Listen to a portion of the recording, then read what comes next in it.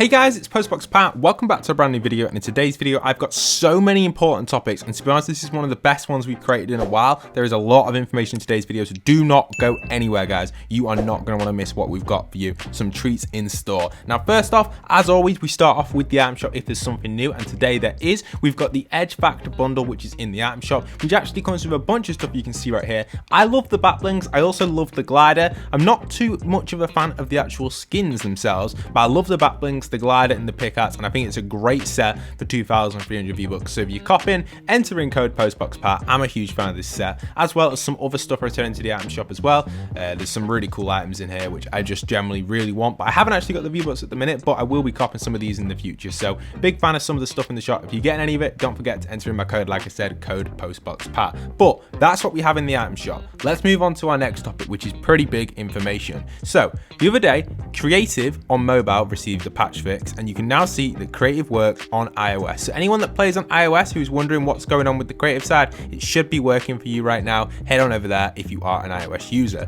There was a hotfix to the iOS, and I believe this would have been the creative fix, by the way. And a lot of people were mixing this up with different stuff. A few people were thinking possibly it could be the return of season 5 to iOS, or just iOS returning in general, but apparently it was all a misconfusion from Hypex and a few other leakers. Again, leakers aren't always right guys, remember that, leakers aren't always right. You can see that this leaker here, Hypex, was incorrect with this one, and unfortunately did cause a lot of confusion in the community, but it's not always the end of the world. We can see we've clarified that up for you guys, and obviously Magma did that for himself right there. But yeah, just keep your eyes peeled. It is interesting to see that that little hotfix did fix the creative mode though. So if you are an iOS player, creative is back. You're no longer stuck in the water. If you're interested for some reason on what iOS Fortnite is like and how glitchy creative was, check out my video on my second channel, by post. I've got a video over there returning to iOS Fortnite in 2021. There's some really funny stuff on there and just crazy stuff that you just would never expect on the normal version of Fortnite. Now let's move on to our next topic, which is a huge one, and it comes in with the competitive Fortnite. So there's some stuff on here just for you as well. So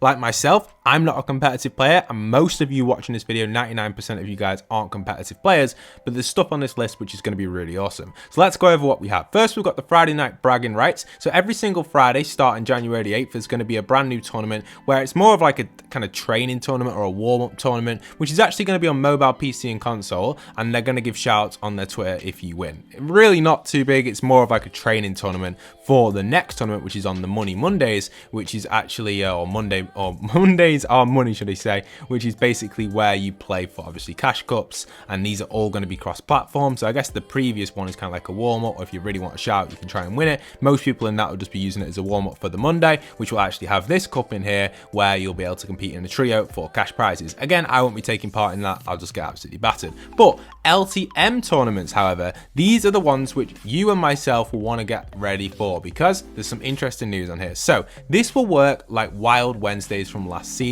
We plan to have a mixture of modes and formats throughout the season, which is really exciting stuff.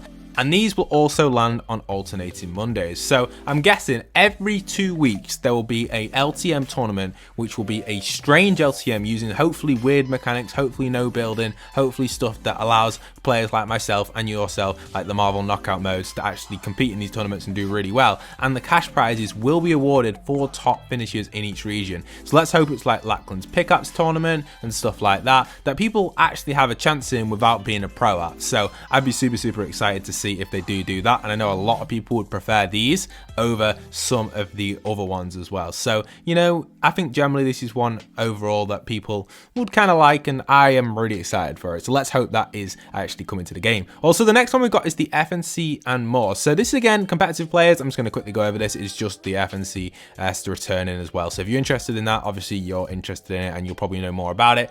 To be honest, most of us won't be competing in that. I won't be, you won't be. It's one of them ones we got to qualify for, which we won't be doing. Too difficult, too hard, too many sweats, so I'll be missing that one personally. But if you're competing in it, go ahead and good luck. So next topic I've got for you is actually coming in with stealthy strongholds. So there has been a secret encrypted message coming in from the Reddit user RedMX2.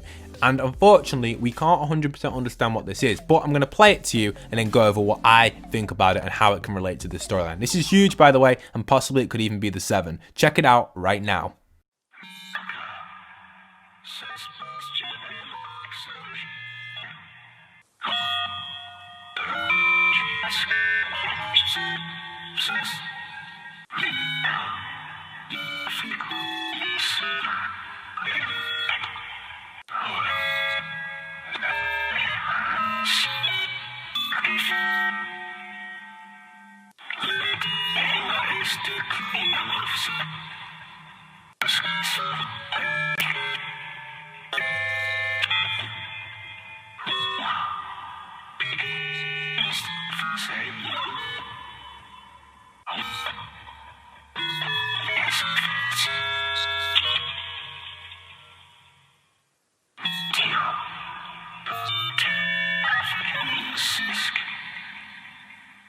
Okay, so that was really awesome. Unfortunately, I couldn't make out all of it, but there was one section which was really key, and that was the first part. If any of you guys do know anything about it though and could translate it, maybe the audio is mixed around, maybe you want to change it and reverse it and see what you can tell with the sound here, it'd be interesting, so let me know in the comments if you work anything out. But the 6 weeks to the P acceleration was the main pointer from this right here, and this possibly could be something to do with the rocket launch. The same sort of saying was said when the rocket was launched. A similar saying where I think it was either, I think it was probably the visitor that said it, or people say it was also the Omega, was not Omega, there was another skin that was similar to it, but one of the skins then, people say it was that, people say it was different stuff, but I think it was the visitor talking, and it was all about acceleration point to 0 and stuff like that, and kind of like lining up the 0 point and stuff like that. But this again could possibly be that 6 weeks to the something acceleration. Is this going to be the acceleration of the expansion of the 0 point? Possibly, with the map changing drastically and maybe even opening up around that centerpiece.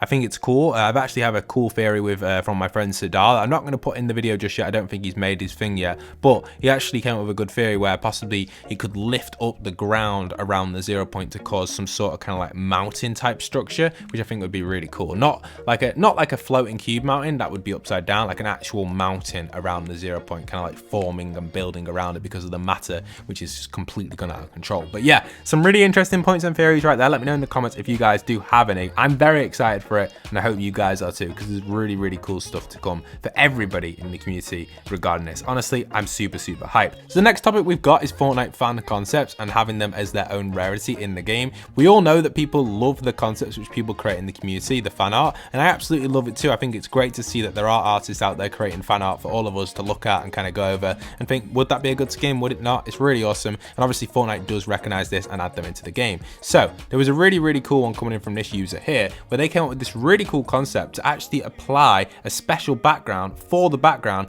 of the skins which have been inspired by artists in the community. And I don't know if they would actually reference the artist in this, but you could actually just have this behind just to let people know that these were created by artists and weren't created by Epic 100%, or inspired, should I say, because obviously Epic do revamp them a little bit. Some of them are completely revamped, some of them are very similar.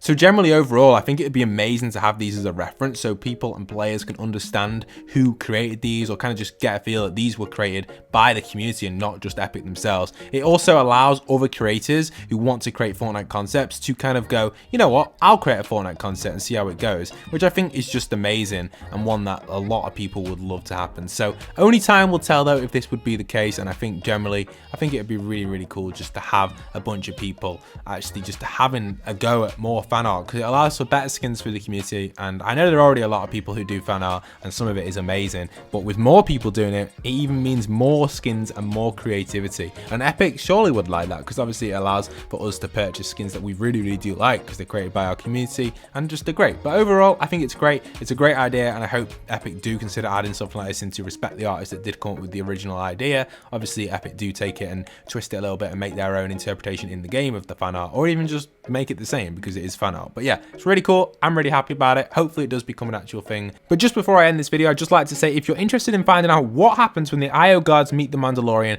go over to my second channel by post. It'll be linked after this. Click on it, click on the video and watch it right until the very end. It's a really awesome video, an exciting video, and the outcome is very unexpected. Hope you guys have enjoyed. Smash a like, smash a comment, smash a subscribe, and once again, this is postboxpat signing out.